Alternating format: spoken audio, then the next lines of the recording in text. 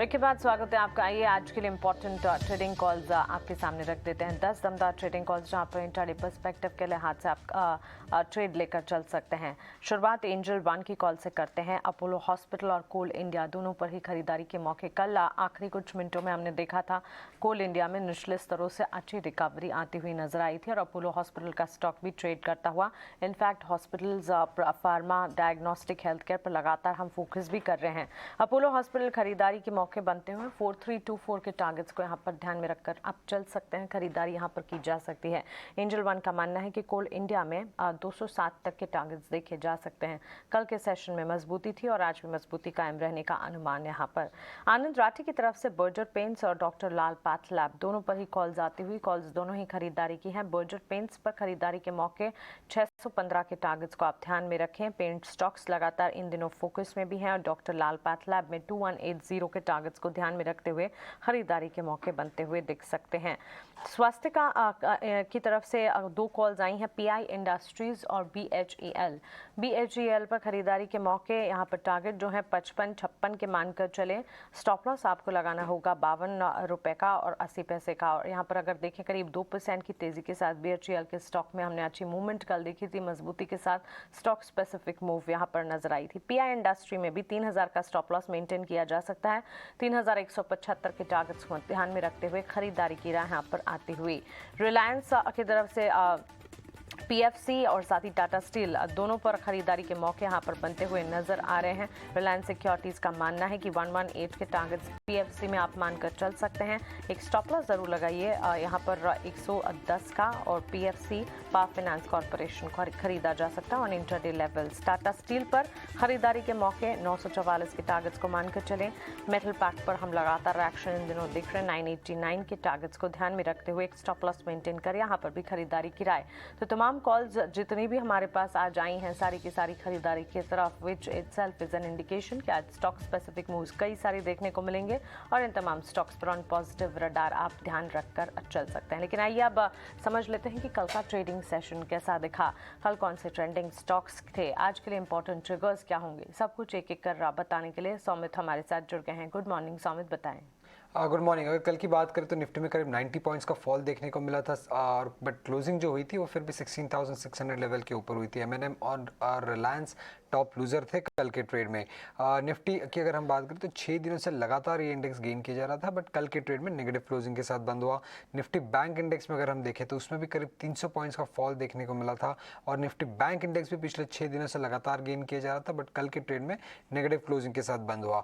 सारे sector indexes की अगर हम बात करें तो एक नेगेटिव बायस के साथ ही क्लोजिंग देखने को मिली थी सिवाय कि निफ्टी मेटल, निफ्टी आईटी और निफ्टी पीएसए इंडेक्स में। हालांकि निफ्टी आईटी और पीएसए इंडेक्स में गेन्स बहुत ही मार्जिनल थे, 0.2%। सिर्फ एक ही इंडेक्स था जिसमें अच्छे गेन्स देखने को मिले थे कल के ट्रेड में, वो था निफ्टी मेटल इंडेक्स। और निफ्टी मेटल इंडेक्स पिछले 6 दिनों से लगातार गेन किए जा रहा है और कल के टॉप गेनर्स थे टाटा स्टील और जिंदल स्टील।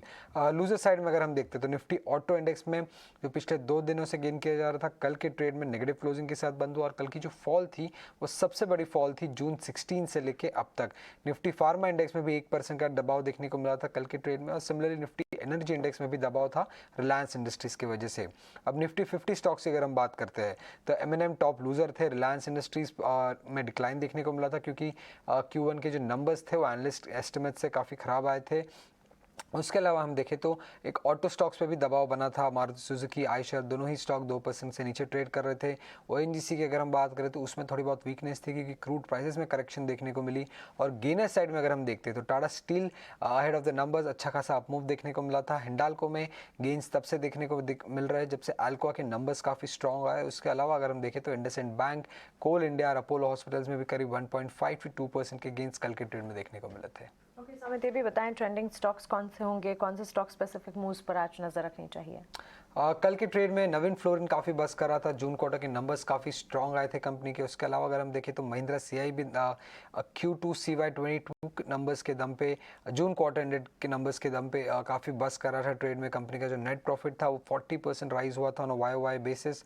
ई मुद्रा न्यूली लिस्टेड कंपनी है, काफ़ी अच्छी परफॉर्मेंस थी। नेट प्रॉफिट जो थी कंपनी की वो 137 करोड़ पे आ गई थी और पहले के ईयर के नेट प्रॉफिट का भी 95 करोड़ के आसपास थे और कंपनी डेट फ्री भी हो गई थी फर्स्ट क्वार्टर ऑफ FY23 में। BEL की अगर हम बात करें तो 250 करोड़ रुपीस का ऑर्डर विन कंपनी ने अनाउंस किया था, उसी दम पे गेन्स थे। अब लूजर साइड में अगर हम देखते तो जोमेटो में बहुत बड़ा डिक्लाइन देखने को मिला था। कल के ट्रेड में पहली बार ये स्टॉक 50 रुपीज़ के नीचे गया था, क्योंकि जो लॉक इन पीरियड था इन्वेस्टर्स के लिए जो प्री IPO से कंपनी में इन्वेस्टेड है उनका लॉक इन पीरियड ओपन हो गया था, इसी कारण थोड़ा बहुत सेलिंग प्रेशर हमें जोमेटो में दिखा। फिनोलेक्स इंडस्ट्रीज में वीकनेस थी क्योंकि कंपनी के नंबर्स काफ़ी वीक आए थे। अगर आप मार्जिन्स की बात करें तो वो 21.7% से नीचे उतर के करीब 10.6% पे आ गया, तो इतना बड़ा मार्जिन फॉल के दम पे हमें ये वीकनेस फिनोलेक्स में दिखी। ग्रीन पैनल की अगर हम बात करें तो उसमें भी वीकनेस थी क्योंकि कंपनी ने एक लोअर मार्जिन और वॉल्यूम गाइडेंस दिया है, despite the fact that company का जो फर्स्ट क्वार्टर के रिजल्ट्स थे वो एनालिस्ट एस्टिमेट्स के मुताबिक थे। उसके अलावा शारदा क्रॉपकेम में भी वीकनेस दिखी क्योंकि Q1 के नंबर्स में यूरो इम्पैक्ट क्लियरली देखने को मिला था और इसी कारण हमें वीकनेस शारदा क्रॉपकेम में दिखी। अब आज के लिए कौन सी चीज़ों पे ध्यान रखनी होगी? सबसे पहले तो फोकस रहेगा सारी टेलीकॉम कंपनीज पे, क्योंकि आज स्पेक्ट्रम ऑक्शन ओपन हो रहा है। उसी के साथ मैट्रिमोनी भी फोकस में रहेगा क्योंकि कंपनी का जो बायबैक है वो ओपन हो रहा है आज से। अब ये बायबैक करीब 75 करोड़ का है, बट जो बायबैक का प्राइस है वो 47% प्रीमियम पे है करंट मार्केट प्राइस के सामने। उसके अलावा सनोफी इंडिया, इस कंपनी की रिजल्ट भी है और आज स्पेशल वन टाइम डिविडेंड भी कंसिडर करने वाली है कंपनी। उसके अलावा रिजल्ट्स के दम पे अगर हम देखें तो एशियन पेंट्स, बजाज ऑटो और L&T निफ्टी में फोकस में रहेंगे। और निफ्टी के अलावा खूब सारे कंपनीज के रिजल्ट्स है जैसे कि United Spirits, KEI industries, Sanofi, Symphony, Tata Power, Union Bank, UTI AMC, Ethos, Greenlam industries, ये सारे स्टॉक्स फोकस में रहेंगे। और AGM के दम पे खासकर अडानी ग्रुप स्टॉक्स फोकस में रहेंगे, अडानी एंटरप्राइजेस, अडानी पोर्ट्स और अडानी टोटल गैस। उसके अलावा बजाज ऑटो की भी आज AGM है और PNB हाउसिंग फाइनेंस की भी आज AGM है। बिल्कुल स्वामी, शुक्रिया ये सारे के सारे डिटेल्स हमें बताने के लिए। तो AGMs ढेर सारी हैं, रिजल्ट स्पेसिफिक भी कई सारा एक्शन है जो कि हमें ध्यान में रखना होगा और ट्रिगर्स भी ढेर सारे हैं जिस पर नज़र रखनी होगी। कल का ट्रेडिंग सेशन देखें, वॉलेटाइल ट्रेड ज़रूर नज़र आए थे और स्टॉक स्पेसिफिक मूव्स ढेर सारे थे। आज भी ऐसा ही कुछ देखने को मिलेगा, खासतौर से टेलीकॉम स्पेस पर ज़रूर नज़र आप रखिएगा। न्यूज़ बेस इम्पैक्ट यहाँ पर बनता हुआ ज़रूर देखने को मिलेगा क्योंकि आज से स्पेक्ट्रम की नीलामी की शुरुआत होती हुई दिखेगी और इसी के चलते टेलीकॉम पर नज़र रखनी चाहिए।